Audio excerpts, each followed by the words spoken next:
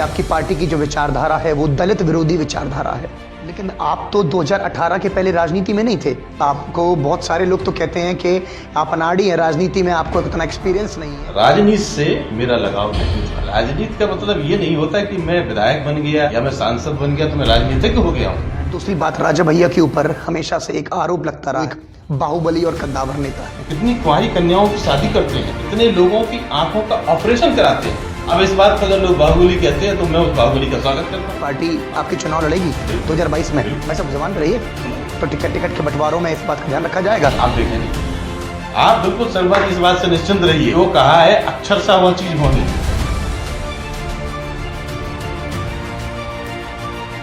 नमस्कार, मेरा नाम है आशुतोष शर्मा और आप देख रहे हैं अपना पसंदीदा शो संवाद। आज के शो के हमारे मेहमान हैं डॉक्टर ब्रजेश सिंह राजावत, जो राष्ट्रीय जनता दल लोकतांत्रिक पार्टी के प्रदेश महासचिव भी हैं। इनकी पार्टी राजा भैया की पार्टी भी के नाम से जानी जाती है। ये प्रभारी हैं मेरठ और झांसी के। क्या रणनीति रहेगी 2022 में चुनाव को लेकर, इन पर हम विस्तृत चर्चा करेंगे। बहुत बहुत स्वागत है आपका हमारे शो में। धन्यवाद शर्मा जी। सर्वप्रथम मैं आपको मकर संक्रांति की आपके चैनल के माध्यम से समस्त प्रदेशवासियों को बहुत बहुत हार्दिक शुभकामनाएं, बधाई देता हूँ। धन्यवाद भाई साहब। मैं घुमा फिरा के बात नहीं करता हूँ। आपकी पार्टी के ऊपर सबसे पहला आरोप ये लगता है कि आपकी पार्टी की जो विचारधारा है वो दलित विरोधी विचारधारा है। इस बारे में आपको क्या कहना है? देखिए शर्मा जी, फूल को सींचने में कुछ कलियां झड़ गई होंगी, यही इल्जाम है मुझ पर। मगर जिसने कलियों को रोंद डाला वो कहता है इस चिड़ै का मालिक है वो। किस बात पर आप ये इल्जाम हमारे ऊपर लगाते हैं कि मैं दलित विरोधी हूँ? शायद बहुत से लोगों को ये बात मालूम ही नहीं होगी। हमारे जो प्रदेश अध्यक्ष हैं जनसत्ता दल पार्टी के, वो आदरणीय विनोद सरवत जी हैं। इससे तो आपको जो प्रदेश जिस पार्टी का प्रदेश का मुखिया दलित हो, तो आप कैसे किस बात पे कह सकते हैं कि हम दलित विरोधी? नितांत गलत। 2022 में पार्टी को चुनाव के लेकर क्या रणनीति है? 2022 को आप देखेंगे जन जन में, नगर नगर, शहर शहर में राजा भैया नाम का एक ऐसा आइकन हमारे राष्ट्रीय अध्यक्ष का चलेगा कि परिणाम और परिणति दोनों ही ऐतिहासिक होंगे। इस बात में आपको आश्वस्त होगी। लेकिन आप तो 2018 के पहले राजनीति में नहीं थे। आपको बहुत सारे लोग तो कहते हैं कि आप अनाड़ी हैं, राजनीति में आपको इतना एक्सपीरियंस नहीं है, और राजा भैया ने पार्टी में प्रदेश महासचिव का पद दे दिया है। तो इस पर आप तो 2018 से ही राजनीति में, आप कैसे आप इस बात को? ये राजनीति और धर्मनीति, राष्ट्रनीति, बहुत सी परिभाषाएं होंगी। मैंने अध्यात्म में पीएचडी भी किया है, मैं आपको बता दूं। हाँ, राजनीति से मेरा लगाव नहीं था, लेकिन आदरणीय राजा भैया से जब से मैंने होश संभाला तब से लगाव था। और उनकी चूंकि पार्टी नहीं थी, इसलिए मेरा राजनीति में आना संभव था। जिस दिन भैया ने पार्टी का निर्माण किया, हम सब साथ थे। आपने देखा होगा 30 नवंबर को, उस दिन से हम साथ हुए। और मैं तो दो हाथ करने को तैयार हैं। जो अच्छे राजनेता हैं सामने मंच पर बैठे, किस बात पर डिबेट करना चाहते करें। अरे राजनीति का मतलब ये नहीं होता कि मैं विधायक बन गया या मैं सांसद बन गया तो मैं राजनीतिज्ञ हो गया हूँ। There are many definition of politics, आप बात कर सकते हैं। दूसरी बात, राजा भैया के ऊपर हमेशा से एक आरोप लगता रहा है कि वो एक बाहुबली और कद्दावर नेता है। तो कहीं ऐसा ना हो कि ये पॉलिटिकली आपकी पार्टी को ये छवि कमजोर कर दे? देखिए, यही एक विडंबना होती है शिक्षित और शिक्षित में। बाहुबली को अगर आप ले लें, इसकी परिभाषाएं हमारे यहाँ पर्यायवाची भी होते हैं हिंदी साहित्य में। हनुमान जी क्या थे? हनुमान जी क्या थे? जब लंका में वो गए तो अगर श्रेण दिया तो बाहुबली थे, लेकिन उनका काम बाहुबली किस रूप में था, किस कारण था? कवन सुकाज कठिन जग माही जो नहीं होए ताक तुम पाई है, वह उस रूप में था। अश्वत्थामा के दाता नहीं थे वो, तो आज वो दाता है। कितनी कुंवारी कन्याओं की शादी करते हैं, कितने लोगों की आंखों का ऑपरेशन कराते हैं, वह सब चीजें हैं। अब इस बात पर अगर लोग बाहुबली कहते हैं तो मैं उस बाहुबली का स्वागत करता हूँ, सम्मान करता हूँ। सारा आइकन पूछता है ऐसे बाहुबली, और हर आदमी आज अपने आप को बाहुबली बल्कि शो करना चाहता है कि मैं बाहुबली हूँ, मैं राजा भैया हूँ। आपकी पार्टी के मैनिफेस्टो में है क्या आरक्षण आर्थिक आधार पर होना चाहिए? भारतीय जनता पार्टी ने तो अभी ईडब्ल्यूएस दे दिया है। देखिए, हमारा जो आप अगर देखेंगे जनसत्ता दल का संविधान है, हम कभी आरक्षण विरोधी नहीं है, ना ही आदरणीय हमारे राष्ट्रीय अध्यक्ष आदरणीय राजा भैया आदरणीय गोपाल भैया की मैं बात करूं, कभी भी मंच के माध्यम से ये नहीं कहा गया, ना ही संविधान में। हाँ, उस बात के विरोधी हैं कि अगर ब्रजेश सिंह दलित हैं और आईएएस हैं तो मेरे बेटे को आरक्षण का लाभ नहीं। भाई साहब जबान पे रहिएगा।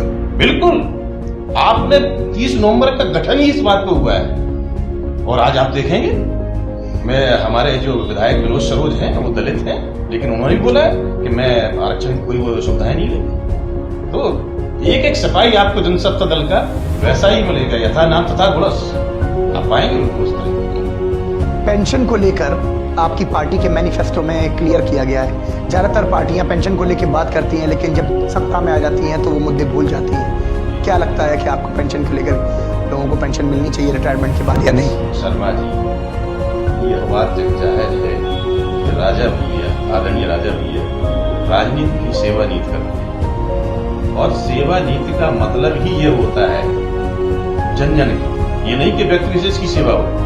आज एक व्यक्ति विशेष आमदार खासदार लोग को पेंशन दी जाए और वह आदमी जो 25 से, तो आपका मतलब सांसद और विधायक से आमदार खासदार? मैं नहीं कह रहा हूँ ऐसा, ये आप बोल सकते हैं जी। मैं नहीं कह रहा हूँ ना, मैं विधायक सांसद हूँ नहीं जी, लेकिन मैं ये कहना चाहता हूँ आज बुढ़ापा एक विडंबना बन गया है।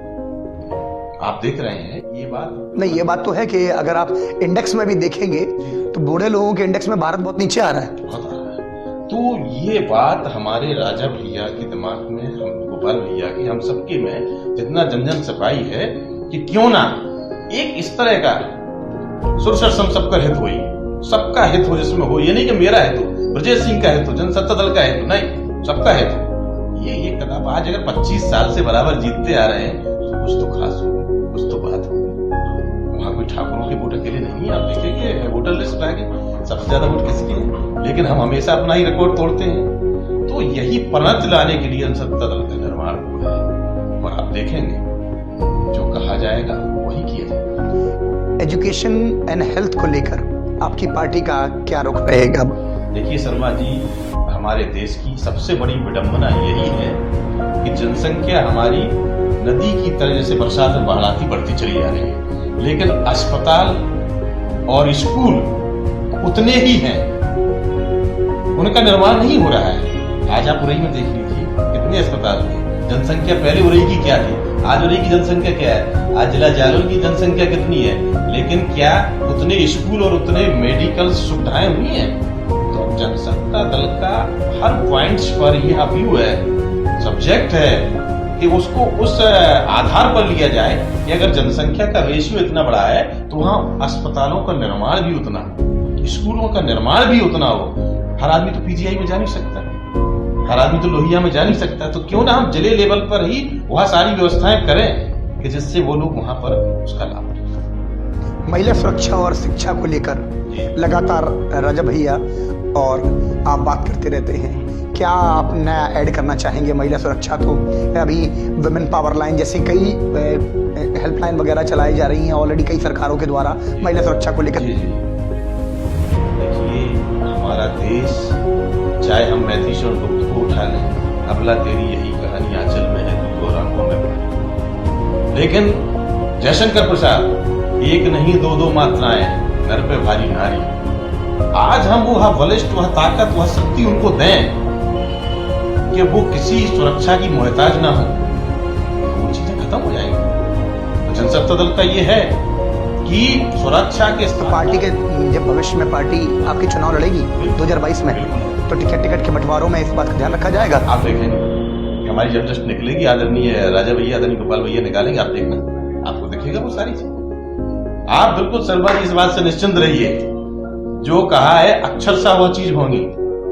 ब्रजेश सिंह ये छोटा सिपाही बोल रहा है, लेकिन ये शब्द आदरणीय महाराज साहब के हैं, ये शब्द पार्टी के हैं। और आज आप यहाँ भी देखते हैं कि हम लोग भी अगर रहते हैं इतने दिनों से, तो कोई आप तो परिचित है सबसे यहाँ पर, उस तरह का नहीं है कि नहीं भाई ये सब चीजें हो, जो कहते हैं वो करते हैं। मेरा बस आखिरी सवाल आपसे ये है कि भविष्य में अगर पार्टी स्वयं में आपको कभी मौका देगी तो क्या धरातल पर आप राजनीति करने के लिए उतरेंगे? बिल्कुल, हमारे आदरणीय राष्ट्रीय अध्यक्ष जी, हमारे आदरणीय गोपाल भैया जी जो आदेश देंगे, जो उनका हमारे प्रति होगा, हम उसको सहज स्वीकार करेंगे। आज उन्होंने प्रदेश महासचिव बनाया, मैं सुधार उनका किया हूँ। उन्होंने झांसी मंडल, मेरठ मंडल दिया, उसमें दिन रात मैं पार्टी के लिए जी रहा हूँ, पार्टी के लिए ये जीवन समर्पण। आपका हमारे शो में आने के लिए बहुत बहुत धन्यवाद। बहुत बहुत धन्यवाद सर। तो हमारे साथ थे डॉक्टर ब्रजेश सिंह राजावत, जो कि प्रदेश महासचिव थे राष्ट्रीय जनता दल लोकतांत्रिक पार्टी के, यानी कि आप सीधी बात में कहें तो राजा भैया की पार्टी के, जिनसे हमने संवाद किया और जाना कि क्या राजनीति रहेगी और दशा रहेगी पार्टी की 2022 के चुनावों में। साफ तौर पर नजर आ रहा है कि पार्टी चुनाव में धरातल पर उतरकर दो हाथ करने के लिए बाकी पार्टियों के साथ तैयार है। फिर मुलाकात होगी और किसी हस्ती से बात होगी। लगातार देखते रहिए सबसे तेज, सबसे विश्वसनीय और आपका अपना पायनियर जालौन। तब तक के लिए नमस्कार। Our show brought to by Sage Grange Mahavidyalaya Jalon, Mittal Group Jalon, Vinayak International School Urai, UP Board and CBSE from PG to 12th, Betwa Seeds Corporation, Jalon Wholesaler Dr. Ram Raja Niranjan, Ramshri Group of Industries, Ramshri Foods, Ramshri School Urai Jalon, Morning Star Group of Institutions, SR Group of Institutions, SR Public School Urai, SR Engineering College Jhansi, SR UP Board Urai, Narayan Marble House, Rajasthan का marble लगाए आपके घर, Shyam tent house, आपकी शादी हमारा है। Next Digital Photo Studio, Rutherflex and Wallpapers Urai, Pathfinders, Education Campus, Online 9-10 Science, 11-12 Physics, English by Vijay Thakur, Roop Milan Digital Photo Studios and Decoratives, Baki Jewelers, Shri Ram Courier के सामने सराफा बाजार उरई।